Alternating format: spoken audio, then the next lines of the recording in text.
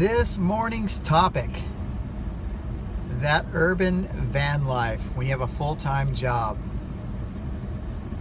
So a little background on me is been in Cardiff by the sea for a bunch of years, and I'm no longer with my ex, and that's what actually brought me to van life. Rising rent costs over the top, and I still want to be able to see my daughter, which is awesome. She gets to stay with her mom, so she's got a great stable room to hang out in, a great school and all that good stuff. But I wanted to be able to see her like almost every day and drop her off for school and do the good stuff. So that's why I choose van life. So it's not exotic, visiting all those awesome places. Wish I could, but family, namely my daughter, is the most important thing in my world. So I just keeping it real in the van life here.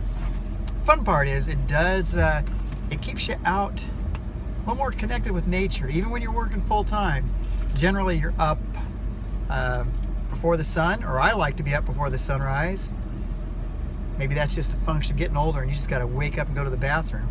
But getting up early, getting in the beach, which I did not get to do this morning, but I did get to cruise around outside and enjoy some of that early morning light and fresh air.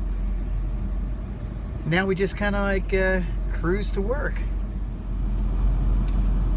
So this is basically being an urban van lifer, which you deal with every day, every work day. Got that nice mass traffic just to get onto the freeway. People are really nice today, this morning, letting me in. Thank you all, everyone. You guys are awesome. You're almost driving like you're like when I was back on Maui. Everybody's super courteous on the road, bringing that aloha spirit to California. Awesome.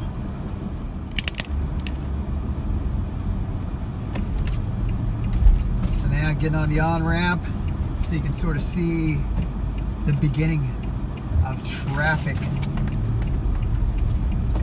going south. Check this out, folks.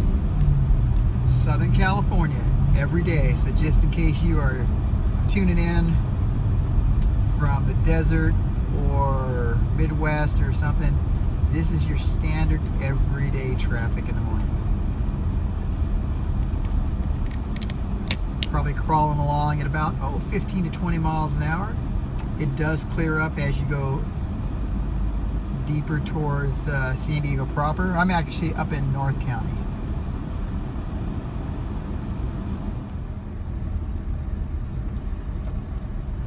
So as I'm cruising to work, maybe I'll give you a little brief history also what I've done previously. I spent most of my entire life working in the surf, skate, snowboard apparel industry. Started my career over at Billabong, which was awesome. Had a good friend, Mark Reeder, who's now at Huntington Surf and Sport, one of the managers over there. We surfed against each other and were friends back in the contest days for the NSSA. And I remember seeing him at a club, and this was just after I had left working at the phone company. He goes like, "Hey, looking for a job?" I said, "Sure." And he says, "You know what? We can get you started in the warehouse. If you don't like it after the first day, they'll pay you out, and you basically just work for a day." So I ended up working in the warehouse, pulling clothes and learning to pack them, getting the shipping ready. Did that for about 6 months, and at that point, I got promoted to be part of the quality assurance team. Not quality control, but quality assurance. Quality assurance, we were preemptive, making sure the product was up to specs as it was being produced. So in the early 80s, I would have to say Billabong apparel was basically quality-wise at the top level of apparel for just pure quality. I can give that all up to the whole team that was there back at Billabong, and my mentor, Joe Knernschuld. He was an amazing mentor, manager, and now basically a lifelong friend. I don't get to see him much, but he is an awesome person, amazing wife, and has two amazing kids, Joel and Katie. Joel, he's making films out of the LA area, which is pretty incredible, and his sister, Katie, she's got like a series out. It's on YouTube, and I think it's actually coming to a channel pretty soon. If I can recall, I think it's shoot, what is it?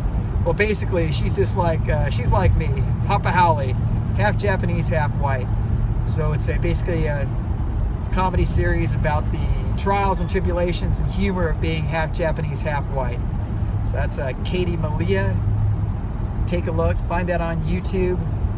And a little trivia note. She was, being that she's a classically trained dancer, also plays piano, she is the original iPod girl, if you remember the dancing silhouette from way back when. So check that out.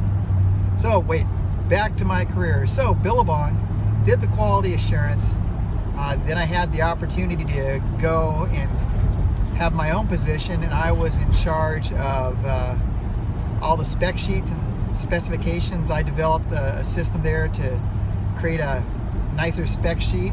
I also did the textiles testing, controlling shrinkage and quality and all the fabrics that we were bringing into the warehouse for production.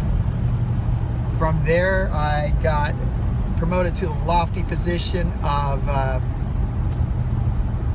got into that design department. Hey, so I was a clothing designer. Sounds pretty cool, right? Well, kids, it is kind of cool, but it is, it's just a job. You get to make cool stuff and do some research.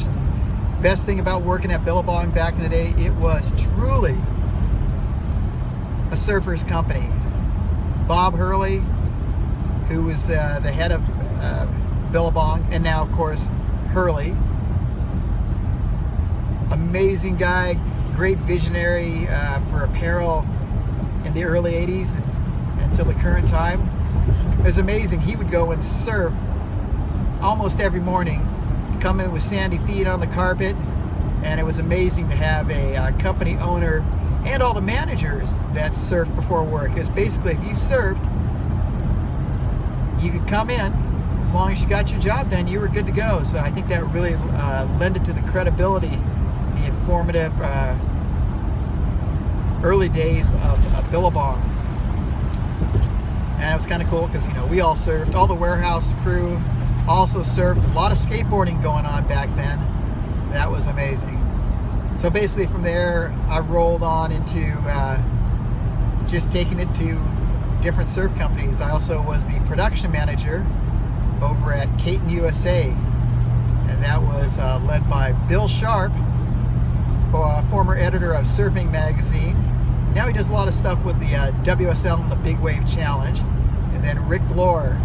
And Rick, he went on to be one of the head guys at Volcom, Super Shoes, Ruka, and he's still doing it. Keeping that apparel dream alive, which is awesome. So after I got out of the surf industry, due to like aching back and stress, I got into yoga. That was a trip. Did that whole teacher training thing, became a certified yoga instructor, ended up managing a yoga studio, which was in the heyday, the earlier years of yoga in Encinitas, the infamous, or famous, well, it could be infamous in the later days, the yoga room. So I learned a bunch of stuff. It was more like once you start managing, it's like managing anything else. Managing a yoga room can be with a bunch of instructors like rustling cats. Anyways, at that point I headed over, I said I had enough, and I rolled over, well, my car actually took a boat over to Maui, and I chased my car. That was a great way to motivate myself to go to Maui. Went to Maui, and due to the great friends I have over there.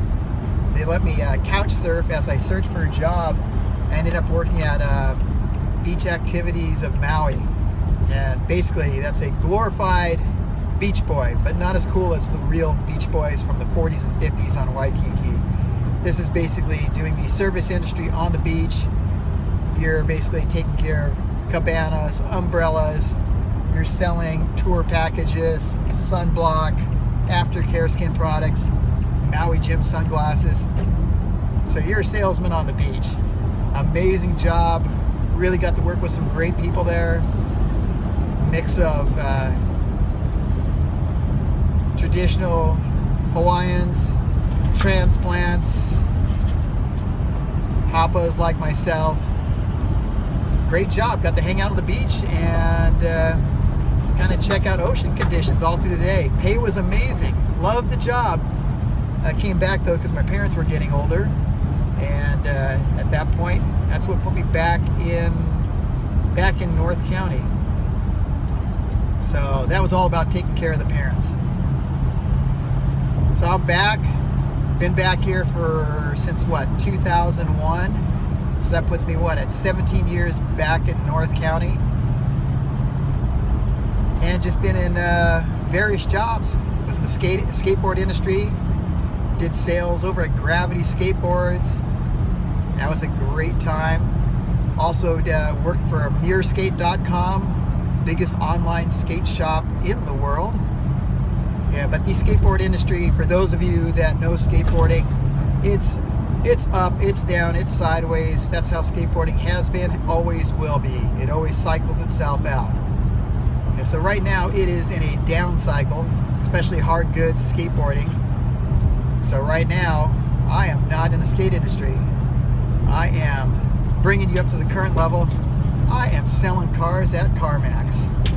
It's definitely not the skate industry. So, main point of this video, besides giving you all the history of Doug and work and why I've been in the van,